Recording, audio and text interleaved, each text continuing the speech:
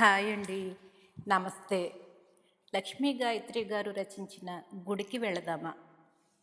ఇక కథలోకి వెళితే, గుడికి వెళదామండి. భర్తకి టీ ఇస్తూ నెమ్మదిగా అడిగింది సావిత్రి. కప్పు అందుకుంటూ భార్య వైపు చూశాడు శేఖరం. సావిత్రి చదువు సంస్కారం గల స్త్రీ, మృదుభాషిణి. నిజానికి ఆమెను అడుగడుగున సాధించేది, వేధించేది తన తల్లే. 10 ఏళ్ల నుంచి నోరెత్తకుండా అత్తగారిని భరిస్తోంది సావిత్రి. నిట్టూర్పు అణుచుకుంటూ సరేనన్నట్టు తలూపాడు. పావుగంటలో ఇద్దరూ దగ్గరే ఉన్న శివాలయానికి వెళ్ళారు. దైవ దర్శనం చేసుకున్న తర్వాత కాసేపు అలా కూర్చుందాం అంటూ మండపం వైపు దారితీసింది సావిత్రి. కాసేపుండి, మీ అమ్మగారు చీటికి మాటికి నన్ను నానా మాటలు అంటున్నారండి అంది బాధపడుతూ. భార్య నిజం చెబుతోందని శేఖరానికి తెలుసు. తల్లి ఇరుగు పొరుగుతో సావిత్రి మీద చెప్పడం అతను స్వయంగా విన్నాడు. కానీ తనేం మాట్లాడినా తల్లి ఊరువాడ ఏకం చేయటం ఖాయం. అందుకే నోరు మూసుకుని ఊరుకుంటున్నాడు. నిజం ఒప్పుకోలేక, అయితే అమ్మతో జట్టి ఆడమంటావా అన్నాడు కటువుగా. శేఖరం గొంతులో ధ్వనించిన కాఠిన్యానికి సావిత్రి కళ్ళల్లో నీళ్లు తిరిగాయి. నేను ఆ మాట అనడం లేదండి. అత్తగారు ఊరుకోరని నాకు తెలుసు. ఊరికే నా మనసులో బాధ విని కాస్త సానుభూతి చూపించమంటున్నానంతే.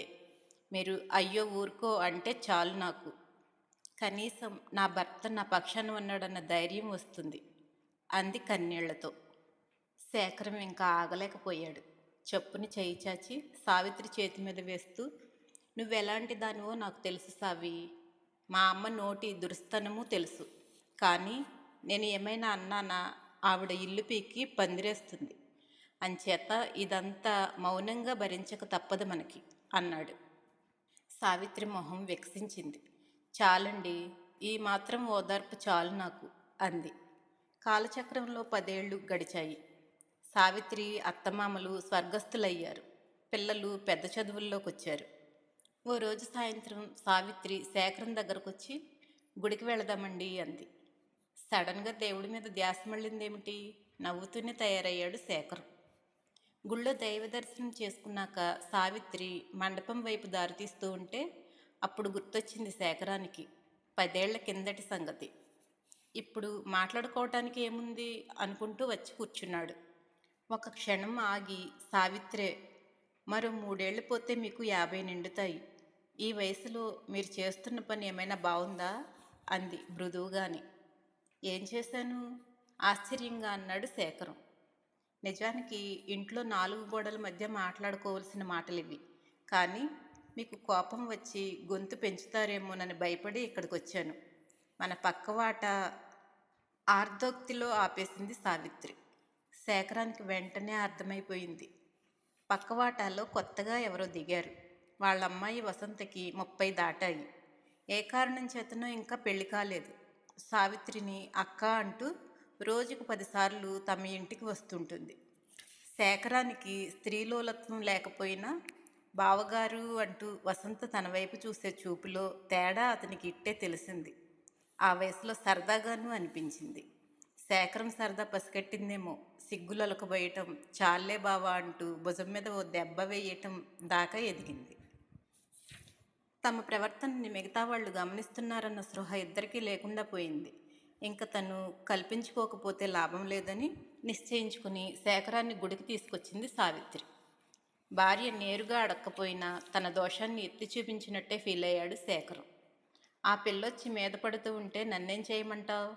అయినా నేనిప్పుడు నిన్ను వదిలేసి ఆ పిల్లతో లేచిపోబోవడం లేదు కదా అన్నాడు కోపంగా. ఆ పిల్లతో లేచిపోతే మాత్రమేనా తప్పు? ఎదిగిన పిల్లల ఎదురుగా సరసాలాడితే తప్పు కాదా? ఇది వాళ్ళ ప్రవర్తన మీద ప్రభావం చూపదా? వాళ్ళు దారి తప్పరా? అప్పుడు ఆ పాపం ఎవరిదవుతుంది? ప్రపంచమంతా ఎలా ఉన్నా తల్లి తండ్రి మాత్రం ఎంతో గొప్పగా ఉండాలని ప్రతి పిల్లలు కోరుకుంటారు. వాళ్ళ కళ్ళెదురుగానే చీఫ్గా ప్రవర్తిస్తుంటే వాళ్ళ దృష్టిలో మీ విలువ తగ్గిపోదా? పెళ్లి కాకుండా మిగిలిపోయిన పాపానికి ఆ పిల్ల తొందరపాటుగా ప్రవర్తిస్తే? బుద్ధి జ్ఞానం ఉన్న మనిషిగా సరిదిద్దాల్సింది పోయి అవకాశాన్ని దొరకబుచ్చుకోవటం మంచి పనేనా? సావిత్రి స్వరం మృదువుగానే ఉన్న మాటలు చాలా పదునుగా ధ్వనించాయి. శేఖరం మరిక తలెత్తలేకపోయాడు. సావిత్రి ప్రేమగా భర్త చేతిని తన 2 చేతుల్లోకి తీసుకుని, మీరు మంచివారు. మీరు ఆడదాని బలహీనత లేదని నాకు తెలుసు. ఇది మీకు ఒక పరీక్ష అనుకోండి. మీ చెల్లెలు లాంటి పిల్ల దారి తప్పటానికి మీరు కారణం అవ్వకండి. ఆ పాపం మనకొద్దు అంది. శేఖరం మొహం తేటపడింది. అతను సావిత్రి చేతిని సున్నితంగా ముద్దు పెట్టుకుంటూ థ్యాంక్స్ సావి అన్నాడు. వాళ్ళు ఇల్లు చేరేసరికి సావిత్రి కూతురితో కబుర్లు చెబుతున్న వసంత వయ్యారంగా లేచి ఎదురొస్తూ బావగారికి ఇవాళ గుడి మీద ధ్యాస మళ్ళిందేమిటి అంటూ నవ్వింది. శేఖరం ఒకసారి ఆ పిల్లవైపు దీర్ఘంగా చూసి, వసంత, మా మరదళ్ళు నన్ను బావా బావా అని పిలుస్తూనే ఉంటారు. నన్ను అన్నయ్య అని పిలిచేవాళ్ళు మాత్రం ఎవరూ లేరు. నువ్వు నన్ను అన్నయ్య అని పిలువమ్మా అన్నాడు. ఆ మాట వింటూనే వసంత మొహంలో కలవరం కనిపించింది. మరెప్పుడూ శేఖరంతో తేడాగా ప్రవర్తించలేదామె. మరో 15 ఏళ్ళు గడిచాయి. శేఖరం రిటైర్ అయిపోయాడు. దంపతులిద్దరూ కొడుకు కోడలి దగ్గర కాలక్షేపం చేస్తున్నారు. ఓ రోజు సావిత్రి వచ్చి గుడికి వెళదామండి అంది. ఇద్దరూ బయలుదేరి ఆలయానికి వచ్చి శివదర్శనం చేసుకుని మండపం మెట్ల మీద కూర్చున్నాక సావిత్రి అంది, మీకు కోడలంటే చాలా కోపంగా ఉంది కదూ? అవును, ఆ అమ్మాయి ప్రవర్తన నాకేమీ నచ్చటం లేదు. అయిన దానికి కానిదానికి ఒకటే విసుగు. భర్త అంటే కూడా లక్ష్యం లేదు. మనం ఇక్కడ ఉండడం ఇష్టం లేదేమో, వెళ్ళిపోదాం అని నీతో చెబుదామనుకుంటున్నాను ఇంకా కోపంగా అన్నాడు శేఖరం. సావిత్రి నవ్వింది. అదేమీ కాదు. ఆ అమ్మాయికి మనమంటే చాలా గౌరవం, అభిమానం. సమస్యల్లా మీ కొడుకుతోనే వస్తుంది. అదేమిటి, వాడేం చేశాడు? వాడికి పిల్లలొద్దుట, ఏవేవో కారణాలు చెబుతున్నాడట. ఆ అమ్మాయికి పాపం పిల్లలంటే చాలా ఇష్టం. పిల్లల మాట ఎత్తితే అసలు దగ్గరకే రావద్దని చెప్పేస్తున్నట్ట. నాతో చెప్పుకుని ఏడ్చింది. ఆ చిరాకులో ఉంది తను, సానుభూతిగా అంది సావిత్రి. అయ్యో పాపం, ఆ అమ్మాయి ఎంత బాధపడుతుందో. నువ్వు నాకు ఈ విషయం చెప్పి మంచి పని చేసావు సావి. లేకపోతే నేను ఆ పిల్ల మీద కోపం పెంచుకుంటూ ఉండేవాడిని. సావిత్రి చేతిని తన చేతిలోకి తీసుకుంటూ అన్నాడు శేఖరం. మర్నాడు పొద్దున్నే అతను కొడుకుని పిలిచాడు. ఒరే నాన్న, నిన్న రాత్రి తాతగారు నా కల్లో కనిపించారా. నాకు మనవడిగా పుట్టాలని ఉందట. మా నాన్నకి వంశం పెరిగితేనే గాని పితృదేవతలకి విముక్తి లేదురా అంటూ బాధపడ్డారు. పాపం ఆయన ఆత్మ ఏం బాధపడుతుందో ఏమిటో. నీ కడుపున ఒక కాయ కాస్తేనే గాని నాకు మీ అమ్మకి కూడా స్వర్గప్రాప్తి ఉండదు. రేపొద్దున్నే మనం సంతాన వేణుగోపాలస్వామి ఆలయానికి వెళదాం అన్నాడు. తండ్రి మాటలకి కొడుకు తెల్లబోతూ అడ్డంగా వాదించాలని చూశాడు. కానీ శేఖరం పితృదేవతల గురించి ఏదేదో చెప్పి కొడుకు నోరు మూయించాడు. కొడుకు మరింక మాట్లాడలేక తల వంచుకుని వెళ్ళిపోయాడు. ఆ మరుసటి నెలే కోడలు నెల తప్పింది. ఆనందంతో పొంగిపోయింది. అత్తమామల పాదాలంటింది. మరో వారం గడిచాక శేఖరం ఓ రోజు సావిత్రిని పిలిచి గుడికి వెళదామా అన్నాడు. సావిత్రి ఆశ్చర్యపోతూ ఎందుకు అని అడిగింది.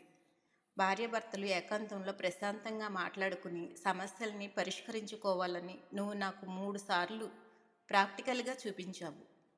ఇప్పుడు మనకు సమస్యలేమీ లేవు, కానీ వారానికోసారి ఇద్దరం ఎవరూ లేని ఏకాంతంలో కబుర్లు చెప్పుకుంటూ ఉంటే మన దాంపత్యం మరింత బాగుంటుందనిపించింది నాకు. మనసులోని అనురాగం ఈ మలి వయసులో చిగురాకు వేస్తుందనిపించింది. అందుకే శేఖరం ప్రేమగా నవ్వాడు. అంతకంటేనా, పదండి వెళదాం అంది సావిత్రి తను కూడా నవ్వుతూ. Please like and subscribe my channel. Thank you.